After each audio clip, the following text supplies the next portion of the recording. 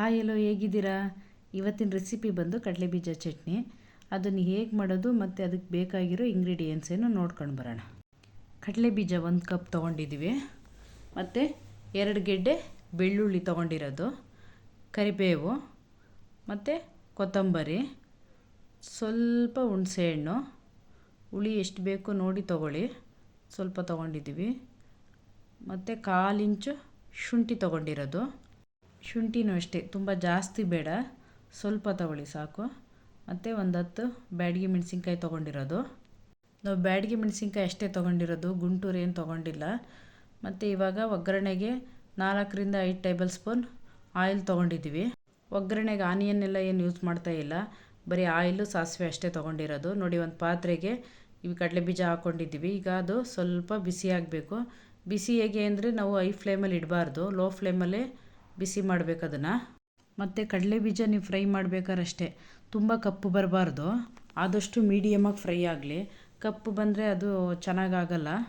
ಮತ್ತು ಆಯಿಲಲ್ಲೇನು ಫ್ರೈ ಮಾಡೋದು ಬೇಡ, ನಾವು ಹಾಗೆ ಡ್ರೈಯಾಗೆ ಫ್ರೈ ಮಾಡಿದ್ರಾಯ್ತು. ಮತ್ತು ಅದೇ ಪಾತ್ರೆಗೆ ಬೆಳ್ಳುಳ್ಳಿ ಹಾಕ್ಕೊಳ್ಳೋಣ, ಅದು ಅಷ್ಟೇ ಫ್ರೈ ಆಗಬೇಕು. ಸ್ವಲ್ಪ ಒಂದು 2-3 ಸೆಕೆಂಡ್ಸು ಫ್ರೈ ಆಗಲಿ. ಇದನ್ನು ಅಷ್ಟೇ ಲೋ ಫ್ಲೇಮಲ್ಲೇ ನೀವು ಫ್ರೈ ಮಾಡಿ.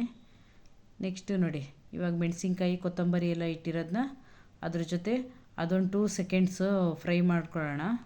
ನೀವು ಇದು ಕೊತ್ತಂಬರಿ ಸೊಪ್ಪು ಬೇಕು ಅಂದ್ರೆ ಹಾಕೋಬೋದು, ಇಲ್ಲ ಸ್ಕಿಪ್ ಮಾಡ್ಬೋದು. ಈರುಳ್ಳಿನೂ ಹಾಕ್ತಾರೆ, ಬಟ್ ನಾನು ಇವತ್ತು ಈರುಳ್ಳಿ ಹಾಕ್ತಾಯಿಲ್ಲ, ಹಾಗೆ ಮಾಡ್ತಾಯಿರೋದು. ಚೆನ್ನಾಗಿರುತ್ತೆ, ಇಡ್ಲಿ ದೋಸೆಗೆಲ್ಲ ತುಂಬ ಚೆನ್ನಾಗಿರುತ್ತೆ, ಮತ್ತು ರೈಸಿಗಂತೂ ತುಂಬ ಚೆನ್ನಾಗಿರುತ್ತೆ, ಬಿಸಿ ಬಿಸಿ ರೈಸಿಗೆ. ನೋಡಿ, ಇವಾಗ ಮಿಕ್ಸಿ ಜಾರಿಗೆ ಹಾಕೋತಾ ಇದ್ದೀವಿ. 1 ಟೇಬಲ್ ಸ್ಪೂನ್ ಉಪ್ಪಿನ ಪುಡಿ ಹಾಕ್ತಾಯಿರೋದು. ಇವಾಗ ಹಿಂಗೆ ಹಾಕೋತಾ ಇದ್ದೀವಿ. ಹಿಂಗು ಯೂಸ್ ಮಾಡಿದರೆ ಡೈಜೆಷನಿಗೆಲ್ಲ ತುಂಬ ಚೆನ್ನಾಗಿರುತ್ತೆ. ನೋಡಿ, ಇವಾಗ ಪಾತ್ರೆ ಬಿಸಿಯಾಗಿದೆ. 4ರಿಂದ 5 ಟೇಬಲ್ ಸ್ಪೂನ್ ಆಯಿಲ್ ಹಾಕೋತಾ ಇರೋದು, ಮತ್ತು 1 ಟೇಬಲ್ ಸ್ಪೂನ್ ಸಾಸಿವೆ ಹಾಕೋತಾ ಇರೋದು. ಸಾಸಿವೆ ಮತ್ತು ಆಯಿಲು ಬಿಸಿಯಾಗಲಿ ಚೆನ್ನಾಗಿ. ಈಗ ನೋಡಿ, ರುಬ್ಬಿಟ್ಟಿದ್ದೀವಲ್ಲ, ಎಷ್ಟು ನುಣ್ಣಗಾಗಿದೆ.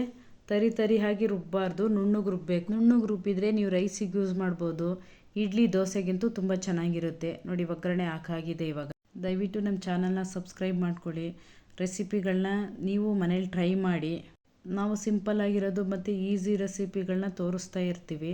ದಯವಿಟ್ಟು ವಾಚ್ ಮಾಡಿ videos. Thank you for watching friends.